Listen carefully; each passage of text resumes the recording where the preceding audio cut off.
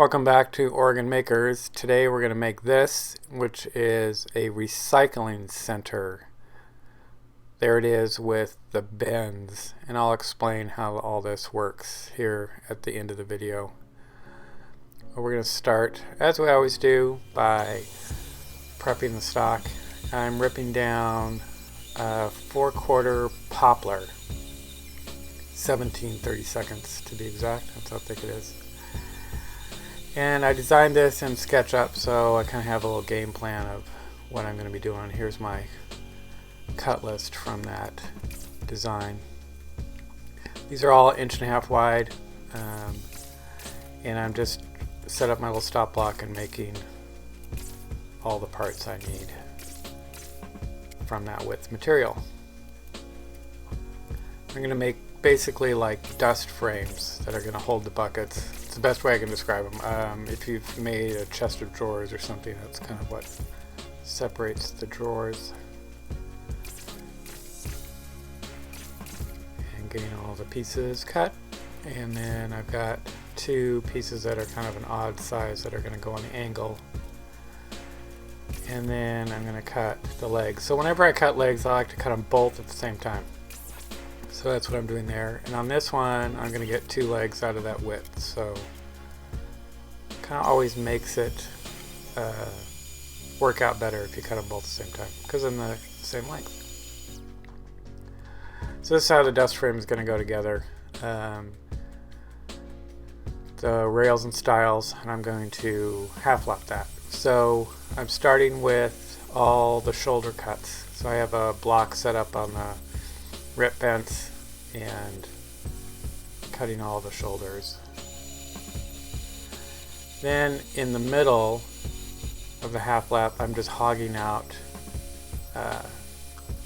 with the table saw blade. So kind of making my adjustment there, and then check the fit. Kind of easing up on it.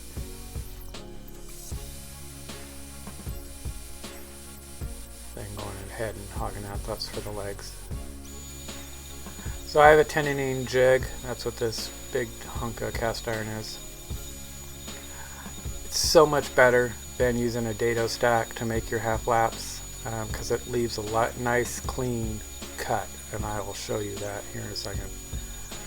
So I'm cutting everything that's that height, which is 1.5 inches, and just one end of the legs is like that. And then I'm raising the blade. These are the cross members of the sides of the cabinet. They're going to go across the legs, which are wider.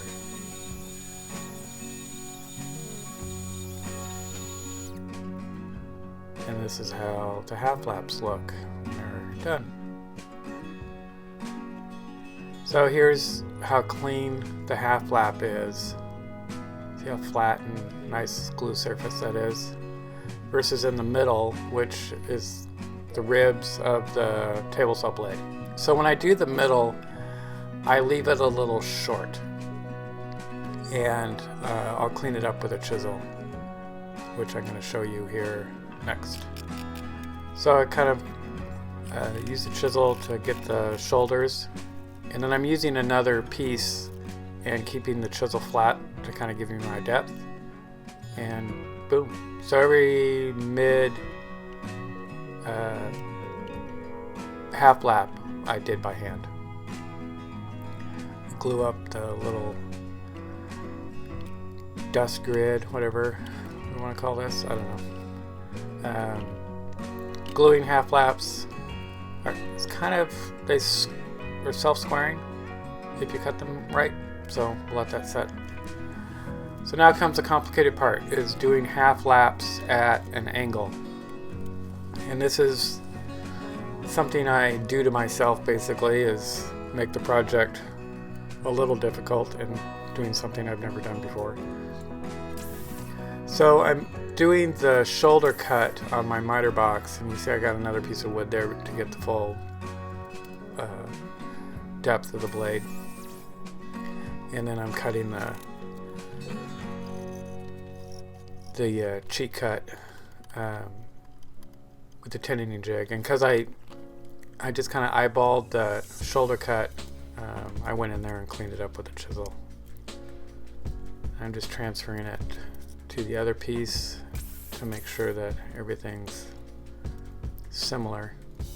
And I'm realizing there that I have to move my 10-inch jig to cut that other piece, so I'm going to continue on here with this side. I'm being a little overdone on my layout here.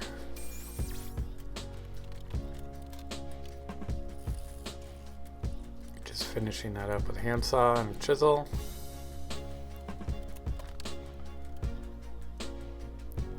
And getting that to fit nice. So here's kind of a little close-up view. This time I'm cutting the inside of the shoulder, where before they were all falling off the outside. Set the blade to the height of the shoulder cut and then run it through. So yeah, the 10-inch jig has a little angle feature, which is nice. And having a shop that's taller than 8-foot ceilings is also nice, which my old shop, I would hit stuff on the ceiling all the time. So now I'm cutting dados for the panels. Just going to use Luan here, and so just the width of the blade is all I need. And I'm kind of doing a plunge cut there so it doesn't go through the end. Here's the Luan. This has been laying around forever. You see the sun mark on it. So I'm going to cut my angle. My saw's not big enough, so I'm going to flip it around and cut the other side. And then kind of dry fitting everything. Get my length correct for the angled piece.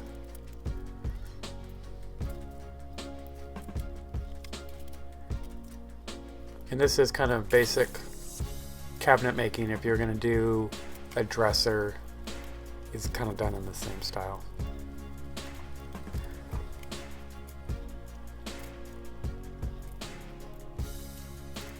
Measuring for the next piece, because you've got to account for the groove, you know, so you have to make it a little bit longer.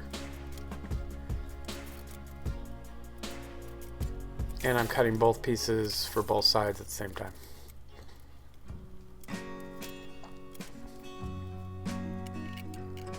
Alright, now let's put this together. So there's definitely an order you have to do this to kind of make this work, because it's not always easy getting the panels in. And I kind of make a mistake here in that I have the good side of the Luan facing up, which I should have had facing down, because now the cross members, that joinery is on the outside of the case, which typically you would have hidden it, and so you had a continuous vertical line of the legs on the outside. But I don't realize this until I'm about to assemble it, so we're carrying on here. And this piece is going to be painted, so it's not going to be all that obvious on the cross members. And then having that joint line when it's painted isn't all that terrible. But if it were fine furniture, I would have panicked. So we're going to let that dry. And then I left the half laps go long so I could flush them up without having to sand too much into my material. So I'm using just a Japanese saw and a chisel to flush everything up. Something that you have to plan for when you're cutting all this stuff. You know, it's like a 30-second long. Block plane would have worked here too. I didn't think about that until I was editing the video, and it's like, oh, I don't know why I used a saw, but I did. So now I'm going to cut pieces for the back of the cabinet. This is tongue and groove cedar, which I've used on a couple projects here recently. There's a bunch of it left over from a job I did this summer. So just cutting all these to length. And then I'm going to cut a little rabbet in it, so where it meets the back of the cabinet at the top, it's kind of has a lip that will cover any light leaking through the cabinet. And that's kind of what a half lap looks like. Well, whatever you want to call a rabbet. Off the saw. Alright, so now we're going to assemble the case. So I've got the sides up, and I've got two pieces of the back laying on the table because I want this bottom piece that I'm messing with now to be offset by those. So when I put the back on, I'm going to screw into that piece. Putting the top frame in first because that's the critical one that your eye is going to see. And I just did pocket screws and glue. So now I'm using the cutoff from when I cut the Luan at the angle to hold my angle so they all match. And I'm gluing just one side of the cabinet, at the side that's furthest away from the camera. I've noticed with glue ups on cases, when you work by yourself, they're a challenge. So to limit that, I'm making it easy on myself and only having to deal with glue on one side. It's going to slow me down a couple hours, but the frustration level is reduced significantly by doing it this way. So I'm going to get it on its feet and get some clamps on the back. And we'll let that dry. Come back later, just take that one side off. I got everything already marked. And I have my little triangles clamped on so I know where the sides, the little dust frames are going to go and where to put the glue. I'm doing the top first again because it's the most critical.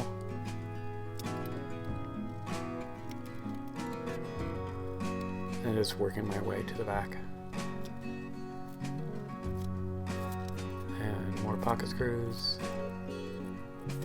And I designed the where the cross members are on the side to pick up the back of these dust frames.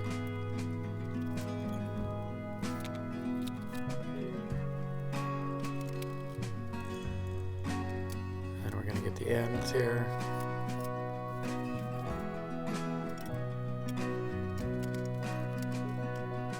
More clamps.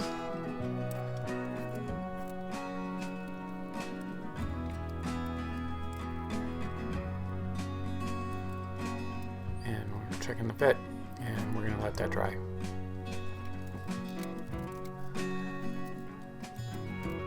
Clamps off.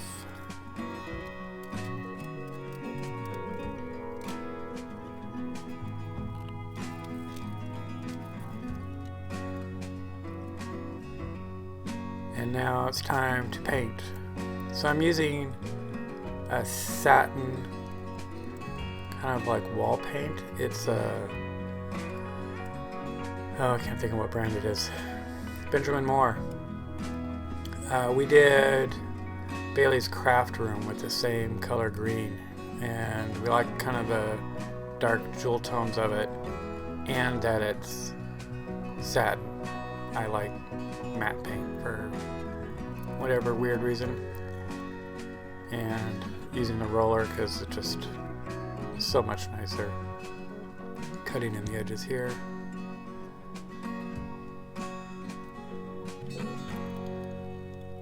So it goes on a lot brighter than it dries. It dries a lot darker. You'll see here in a minute. And I did 2 coats on everything, and then the exterior, these 2 side panels got, and the top got 3 coats.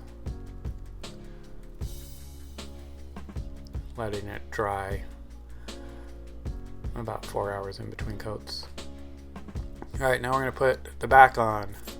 So where I'm screwing in now is where that little rabbet was. See how it kind of fits on the ledge on the top? I cut another rabbet in that. And then before I screw everything in, I'm going to get everything in there because I know it's going to be a tight fit. This is traditional way of doing cabinets, is to have a tongue and groove back. So I'm continuing that. And then just one screw. Here I'm adjusting the bit because I'm using longer screws down here.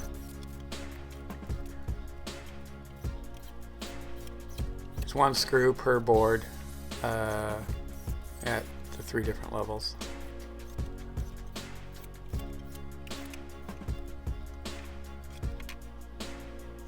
See how much darker that green is?